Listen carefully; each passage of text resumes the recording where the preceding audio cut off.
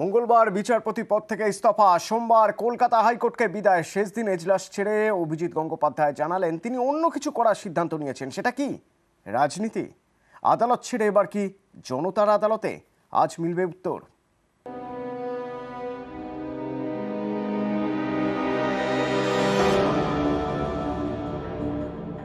আমি বিচারপতির পদ থেকে মঙ্গলবার পদত্যাগ করব। আমাদের হাইকোর্টের চিফ জাস্টিসকে মৌখিকভাবে জানাবো, ভারতের রাষ্ট্রপতিকে চিঠি লিখে জানিয়ে দেবো। সেই মুহূর্ত থেকে আমার রেজিগনেশন কার্যকর হবে। এটাই কনস্টিটিউশন এবং কনস্টিটিউশন লয়ের প্রভিশন।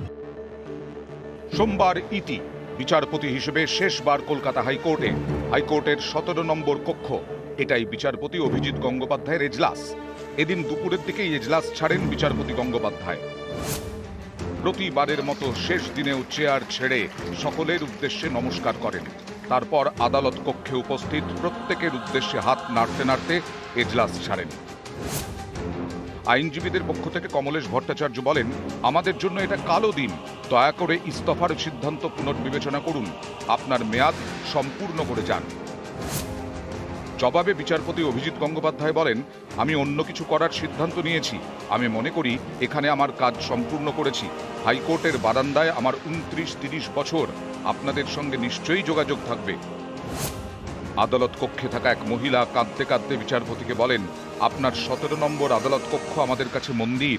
আপনি ছেড়ে যাবেন না। তাকে বিচারপতি গঙ্গোপাধ্যায় বলেন, আমাকে যেতেই হবে। অন্য কোনো জজ সাহেব এসে ঠিক করবেন। নিয়োগ দুর্নীতিতে তার একের পর এক কড়া নির্দেশ রাজ্য জুড়ে শোরগোল ফেলে দেয়। তার নির্দেশে নিয়োগ দুর্নীতিতে ইডি সিবিআই তদন্ত শুরু করে। আশার আলো দেখতে শুরু করেন আন্দোলনকারী চাকরি প্রার্থীরা। অনেকেই বিশ্বাস করতে শুরু করেন এবার তারা বিচার পাবেন, চাকরি পাবেন। বিচারপতি গঙ্গোপাধ্যায় কোর্টের মধ্যে নির্দেশ দিয়েছেন, কোর্টের বাইরেও দিয়েছেন পরামর্শ। রাস্তায় বসে না থাকে, আপনাদের যদি সত্যিই একটা কারণ থাকে বসে থাকা, সেই কারণটা নিয়ে হাইকোর্টে আসুন, আদালতে আসুন। আদালতে শত শত মামলা হয়েছে, সেখানে শত শত লোক রিলিফ পেয়েছে। আপনার যদি রিলিফ প্রাপ্য থাকে আপনি নিশ্চয়ই পাবেন। যদি প্রাপ্য না থাকে 200 বছর রাস্তায় বসে থেকে কোনো রিলিফ পাবেন না। এই অভিজিৎ গঙ্গোপাধ্যায়েরই মঙ্গলবার বিচারপতি পদ থেকে ইস্তফা। এতে অনেক চাকরি প্রার্থী হতাশ। উনি ইস্তফা দিচ্ছেন, হতাশাগ্রস্ত তো হবই। কারণ ওনার মতো একজন বিচারক আমাদেরকে যদি চলে যান আমাদের কাছ থেকে, আমরা কার কাছে গিয়ে দাঁড়াবো? উনি কিন্তু একদম দুর্নীতির গোড়া থেকে ধরার চেষ্টা করেছিলেন। অভিজিৎ গঙ্গোপাধ্যায়ের এই যে ডিসিশন, এই যে ঘোষণা, এটা আমাদেরকে অনেকটাই আশাহত করেছে। কারণ আমরা ওনার ওপর চরম আশাবাদী এবং উনি আমাদের পথ দেখিয়েছেন। আমাদের বিভিন্ন চাকরি প্রার্থীদের উনি অনেক সাহায্য করেছেন। তাই আমরা গভীরভাবে শোকাহত এবং আশাহত। আদালত ছাড়লেন, এবার কি জনতার আদালতে? অভিজিৎ গঙ্গোপাধ্যায় কি ভোটে লড়বেন?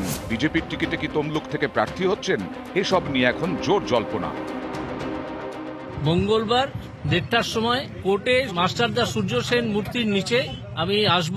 আপনাদের সব প্রশ্নের উত্তর সেদিন দেব। নিউজ 18 বাংলা।